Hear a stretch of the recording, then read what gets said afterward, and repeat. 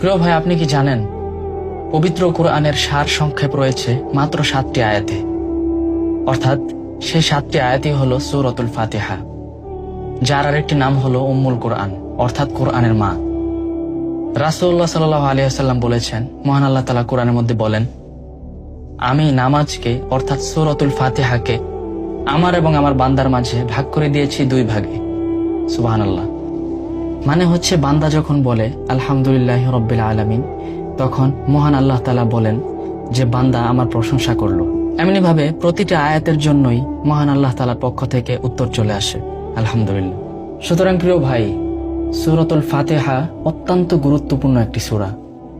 আমরা যখনই ফ্রি থাকব, যখনই আমাদের ওরকম কোনো ব্যস্ততা না থাকবে, তখনই আমরা চেষ্টা করব সূরাতুল ফাতিহাটা পড়ার। এটা খুবই ফজিলতপূর্ণ একটি সূরা, যেটা আমরা নামাজের মধ্যে পড়ে থাকি, আর যেটা নামাজের মধ্যে না পড়লেও নামাজ হয় না। সেজন্য অনেক সময় আমরা ভাবি, চিন্তা করি যে সূরাতুল ফাতিহা পড়লে এমন কি হবে। এই সূরাতুল ফাতিহাকে কোরআনের মা বলা হয়েছে। সুবহানাল্লাহ, আলহামদুলিল্লাহ। যখনই সময় সুযোগ হয়ে ওঠে, তখনই সূরাতুল ফাতিহাটা একবার পাঠ করে নেই। আল্লাহ সবাইকে তৌফিক দান করুন।